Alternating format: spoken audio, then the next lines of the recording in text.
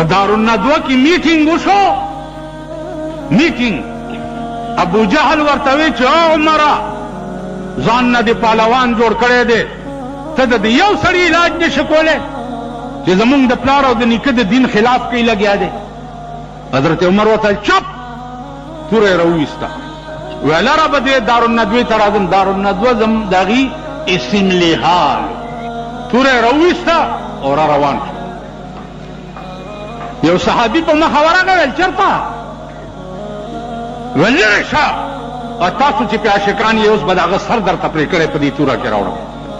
صحابي ورته وایي وی عمره ته د هغه سر پرې کولو ته روان یې، د هغه اسلام خو ستا کور ته هم تللی دی. ویل کور ته مې تللی؟ ویل ورشه. چې کور ته لاړو دروازه بند وه، خور یې لګیا وه دننه یې قرآن لوستو او دا آیات یې وې چې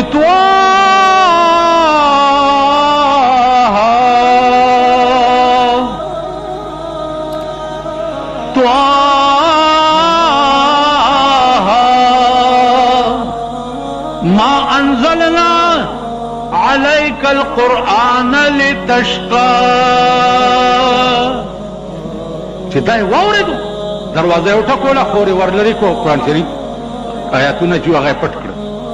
ویل دا تاسو لوستو زما راتلو نه بغیر؟ ویل ما خو څه نه دي کړي. رانیولې ده ښې والې ده چې د پاسه یو خیر هغه غیم مرګ له ووالو. خور یې را پاسېدو، ویا عمره نوره مې موها، خو زه په داسې هستی عاشقه شوې ما چې مرګ لار وختي تیاره یمه. حضرت عمر ته چې دا ټکې وکړو هغه سر ټیټ کو په جړا شو.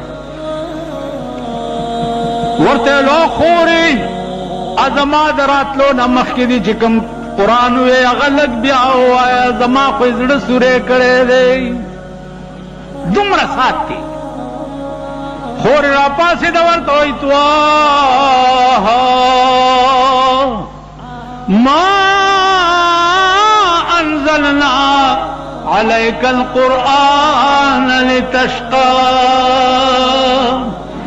خور د لاسه ونیوه، وی زر کوه ما مغه چاته بوځه چې چاته ته داسې عجیبه قرآن ښودلی دی. خور د لاسه ورور ونیوه، د پیغمبر مجلس ته چې راغی رسول الله ورته پاسېدو، وی عمره بیا څه جګړې له راغلی؟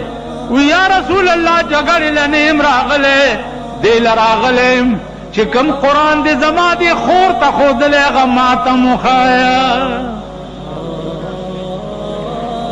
رسول الله صلی الله علیه وسلم ورته وفرمایل چې ووایه چې لا اله الا الله محمد رسول الله.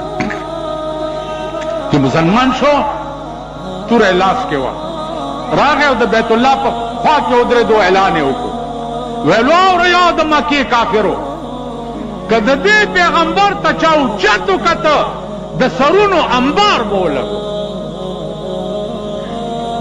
تاسو خیال ده الله داسې کوي که نه دی؟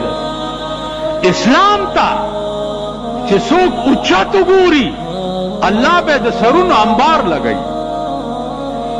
انبار په امریکا کې نن دومره خوف و حراس دی، خو چې کړت شي داسې چله بیا څه چلو شو. خدای خبر اسامه چرته دی، مولا عمر چرته دی، پته نه لګي. یعنی غیبي یره الله د ټولې امریکې په زړه کې اچولې. دا برش په وایټ هاوس کې هم وایي چې نه اوسېږي، تښتېدلی کولی شي خدای داسې که نه. بس یو اپیل درته کوم چې الله ته هر وخت دعا کوئ چې یا الله کم امداد دی چې د کفر په مقابله کې د صحابهو کړی، یا الله هغه امداد د عراق وکړي. امریکا سره د مرګرو تباه او برباد کې، امریکا سره د مرګرو تباه او برباد کې د خپل حبیب په خاطر، د خپل لوی شان په خاطر. اخیری کې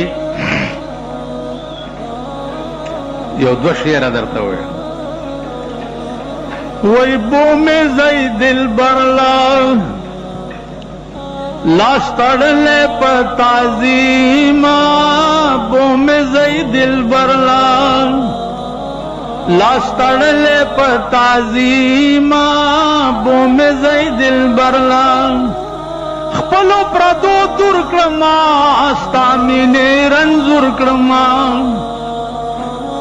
خپلو پردو دور کړما ستا مینې رنځور کړما نشتا بیلتا میں بل حکیما نشتا بیلتا میں بل حکیما نم دے بجلی گرزما شوے خاوری پسر زما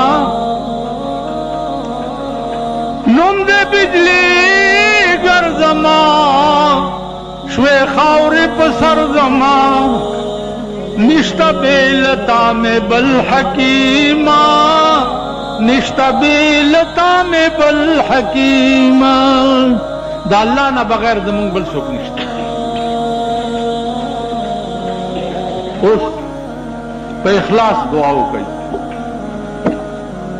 چې یا الله د کفر نام و نشان تباہ کړي یا الله د کفر نام و نشان تباہ کړي یا الله ته په هر شي قادر یې نام و نشان تباہ کے اسلامی ملکونه ته په خپل امن و امان کې وساتي خدایا په ژوند راتا د طالبانو یو جلک خو په کابل کې بیا وخایا خدایا په ژوند راتا د کابلانو یو جلک بیا راتا وخایا خدایا په پاکستان کې د علماء امداد وکا یا الله د علماء ابرو ساتا د علماء عزت ساتا